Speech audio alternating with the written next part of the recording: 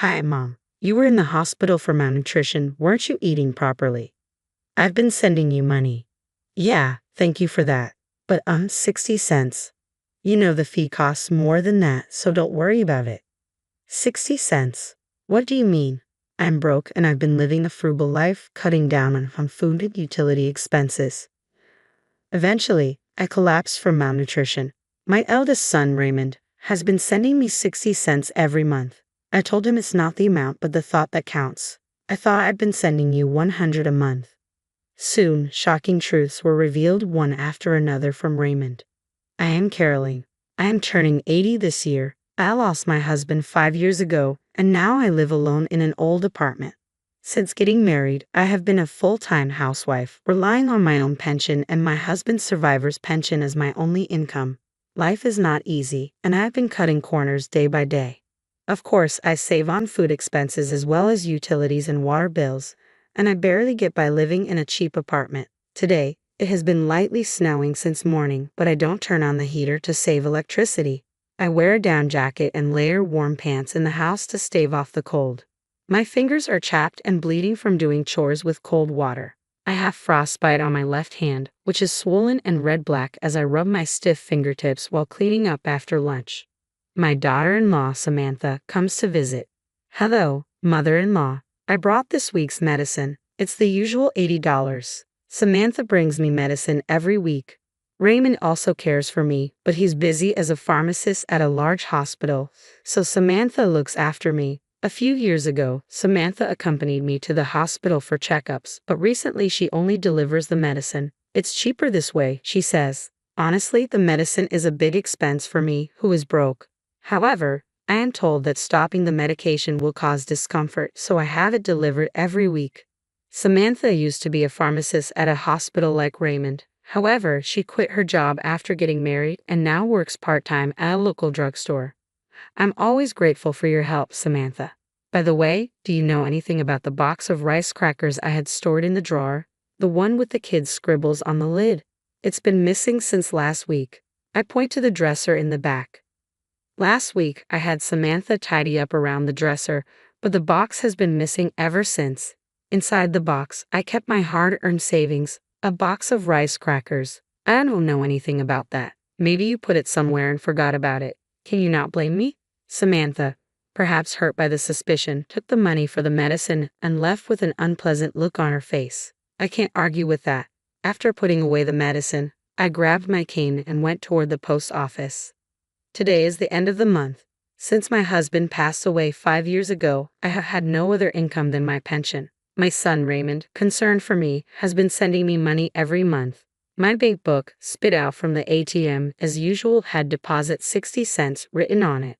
The amount sent was so little that the transfer fees seemed to cost more, but it's the thought that counts. Though it doesn't help much with daily life, I am grateful for it. After leaving the post office, I headed to my regular greengrocer. Since I visited every week, I became quite familiar with the energetic owner Dane, who is in his 60s. When I went to the store just before closing, I could get unsold or bruised vegetables at a discount. I always went to the store in the evening, targeting those discounts. Today, I got bruised turnips and radishes and wilting spinach. I thanked Dane and went home to pickle all the turnips and radishes in my homemade brine. The secret brine pickles I've been making for years as a hobby and to save money are excellent in both flavor and texture. I had a simple but delicious dinner of spinach and pickles. Lately, my health has been deteriorating. I feel dizzy when I stand up and I get short of breath just from moving a little. My nails and fingertips are also in bad shape. Perhaps my body is weak because I haven't been eating well due to cutting food expenses. I've had health issues before, but I never paid much attention, thinking it was due to age. But recently, the pain in my body is unbearable and the dizziness is terrible. I tried calling Samantha to see if she could take me to the hospital. The hospital, just for dizziness. Well, I'm old, so it might be inevitable. But I'm worried. I haven't been to the hospital in years. Could you take me for once? But I'm busy, I don't have time. Raymond is working non-stop too. I'm sorry, but can we do it another time? It's not that urgent. Samantha refused to accompany me to the hospital. Even the nearest hospital is quite far from my home. Being broke, I can afford not only the medical fees but even the transportation costs. Oh, and please don't contact Raymond. He's in a crucial period at work. If anything happens, please contact me. Samantha emphasized that and then hung up the phone. I sighed and took my medicine with cold water. One day, as I was chatting with Dane at my usual greengrocer, I was hit by another severe bout of dizziness. Unable to support myself with a cane, I squatted down on the spot. Dane rushed over. "Are you okay?" and peered into my face. The dizziness didn't subside even when I sat down. "I'm just feeling a bit dizzy. Nothing is wrong. I'm fine." As I said that, I tried to stand up forcefully. Suddenly, the world spun around and I fainted. When I woke up, I found myself in a hospital bed. Dane was sitting beside me, receiving an IV drip. I heard the story from Dane. Apparently, after I collapsed at the greengrocer's, he called an ambulance for me. I had slept all night since being brought to the hospital, and it was already bright outside. The doctor explained that I had anemia due to severe malnutrition. Unbeknownst to me, my bones had become hollow, and my body was in a more serious condition than I thought. I was worried about the treatment costs and wanted to leave early, but the doctor told me I had to be hospitalized for a week. "Caroline, I always tell you to eat properly. I was shocked when you suddenly collapsed." Dane had always been concerned about my health. "Sorry for making you worry, but I don't have any money." "Didn't you have an eldest son? He's a doctor or something, right? He must be earning a good salary working at a hospital, so he could at least send you some money." "He's a pharmacist. I've been receiving support from him." I smile awkwardly and close my mouth. "I receive a monthly allowance from Raymond, but it's too small to help with my living expenses. With the weekly medicine fee I pay to Samantha, even my pension has been significantly reduced. Dane says I should get more money, but I'm hesitant to accept money earned by others, even if they're family. However, what worries me now is the hospitalization cost. With my barely getting by lifestyle, I can't imagine affording such high medical bills. Also, I'm concerned about my precious rice brine pickles. If I don't stir them every 3 days, they'll go bad." After thanking Dane for returning to the store, I searched for my cell phone to contact Samantha. Looking at the screen, I saw that the battery had died. I don't remember Samantha's number, but I memorized Raymond's because it's similar to my home number. Samantha told me not to contact Raymond, but with things like this, I can't avoid it. I borrowed the hospital phone to call Raymond. "Hello?" "Oh, thank goodness. It's been a while since we connected, Raymond. It's your mother. Sorry to call you during work." Samantha had forbidden it, but I called Raymond from time to time. I just wanted to hear his cheerful voice, but for some reason, he never answered my calls. Was he too busy with work to answer the phone? Anyway, I was relieved that the phone connected during this crucial time. I thought, who could this be? "It's been a while since you called, Mom. Where are you calling from?" I was reluctant to worry my eldest son, but I admitted I was in the hospital. I briefly explained to the surprised Raymond how I had collapsed and been hospitalized. "What? Malnutrition, Mom? Haven't you been eating properly? I've been sending you money for that reason." "Yes, I'm really grateful for that. Your support means a lot to me. But 60 cents might cost more in fees, so don't worry too much." "60 cents fees? What do you mean?" With a puzzled tone, I told Raymond how I received 60 cents from him every month and that I appreciated the gesture more than the amount. "I thought I was sending more money to Mom." Raymond finally speaks, as if squeezing out the words. "Wait, I'm curious about that too. But you mentioned malnutrition, right? Mom should have been going to the hospital every month, and she should be getting her medicine. Hasn't the doctor said anything until now?" "Yeah, I'm getting the medicine. Samantha delivers it to the house every week. I haven't been to the hospital in years. Lately, I've been having bad dizziness and palpitations, and I wanted to go to the hospital if possible. But Samantha said I'm busy, so maybe next time. Just the medicine every week." Raymond seems to be worried about something as he mumbles on the phone. "Anyway, I know you're busy, but could you please bring me some clothes and the insurance card on your next day off? And I'd like you to mix the rice brine pickles every 3 days, all right? I have the keys to our parents' house, so I'll leave work early today and go there. Don't worry about the hospital bills. I'll be there by evening." Raymond seems strangely preoccupied, but I'm grateful he can come right away. "Thanks. Be sure to wash your hands well and mix the pickles with your bare hands, Mom. I'm here. How are you feeling? Are you okay?" After the call, Raymond shows up in the afternoon. It seemed he left work early. As he organizes the clothes and personal belongings he brought from the house, he asks me in detail about recent events, about the house, my health, the medicine, Samantha. It's like a continuation of this morning's phone call. He also brought my bank book from home, and we opened it to check the contents together. From the date 5 years ago, there's a series of deposit 60-cent entries. Raymond glares at them with a fierce expression. Since this morning's call, Raymond's behavior has been strange. Did something happen at work? I thought he must have been very busy, as I had tried calling him 2 or 3 times a month, but never got through, and he never returned my calls. I feel bad for making him leave work early today. I casually apologize for it, and Raymond is taken aback and asks rapid-fire questions. He quickly takes out his smartphone and starts operating it intently as soon as he hears my story. What's been going on with him? Raymond gazes at the screen for a while, then operates his smartphone again to send a message to Samantha. He then grabs his backpack and says, "I'll be back shortly." He leaves the room, leaving behind a strange sense of unease, but I lie down in bed anyway. That evening, Raymond returns to the room. He puts down his backpack and asks how I'm feeling. After receiving an IV and sleeping in a warm bed for the first time in a while, I feel much better. While snacking on fruit and chatting, Samantha comes into the room. "Oh, mother-in-law, how are you feeling?" "Raymond, you took time off work, huh?" She approaches us with a forced smile and sits in the chair next to Raymond. Raymond didn't reply, looking down and gripping my bank book into his hand. Before I could say anything, Raymond spoke up with a voice lower than usual. "Samantha, Mom's malnourished. Do you know why?" Samantha stayed silent. There was a tense atmosphere. Raymond turned to face Samantha, glaring at her head-on. "Mom's been broke for so long, barely able to buy food. It's not just food, she's been cutting back on electricity and gas, living on the edge for years. When I went to her place today, there wasn't even a heater in the dead of winter." "Well, wait, Raymond, we're in a hospital. What happened? It's not Samantha's fault. There's no money."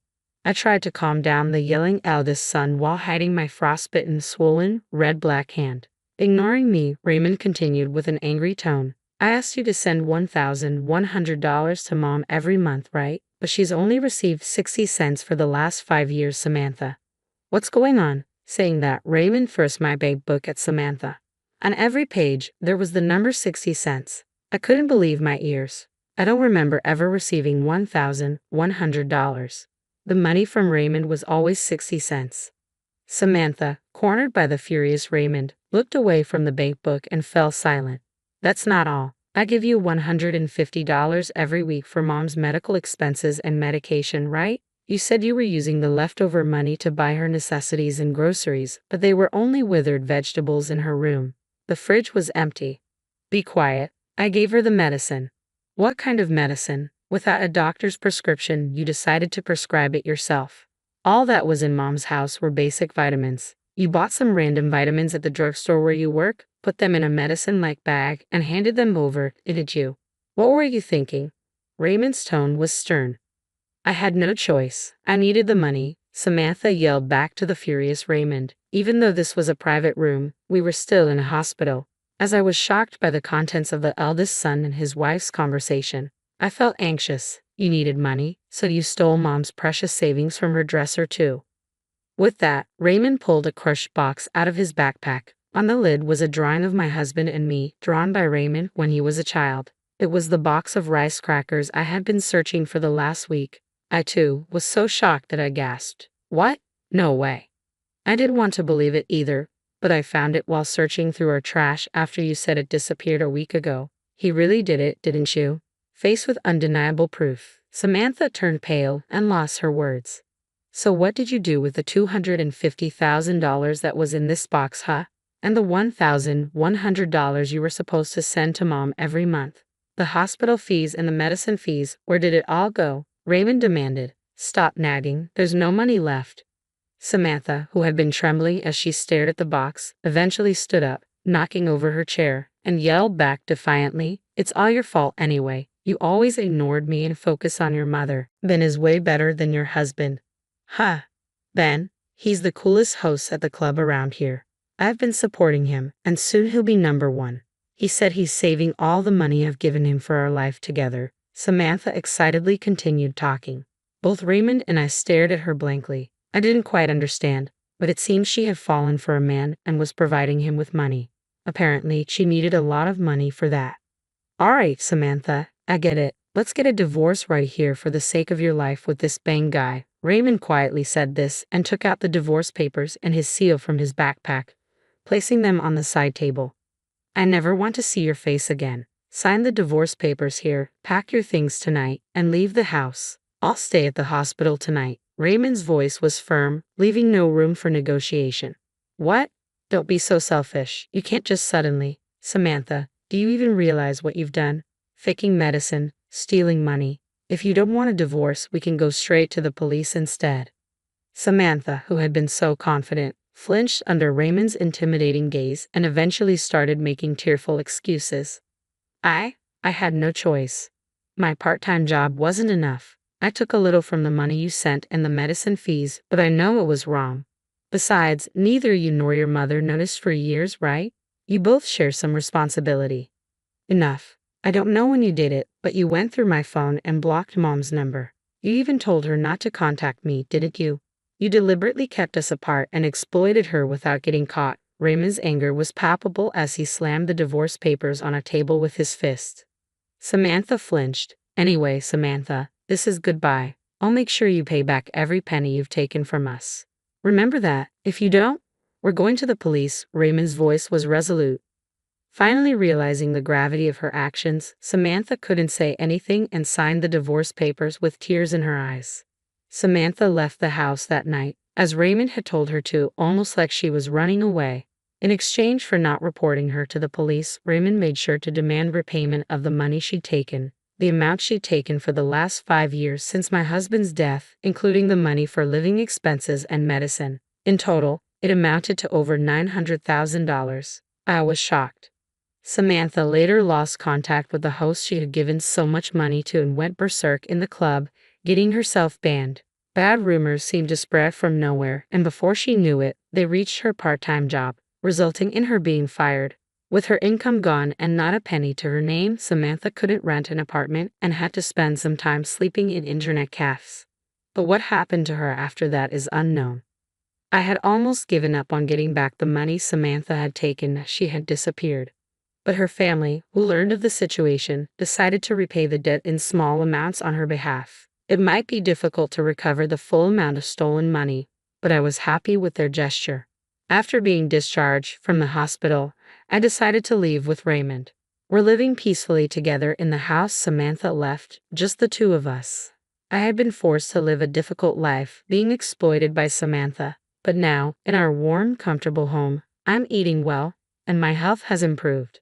Dane, the greengrocer who has always been worried about me, finally felt relieved. I still continue to make my specialty pickles. I used to do it just as a hobby and for saving money, but now, with Raymond's help, we're sharing information on how to make good pickles and delicious pickle recipes.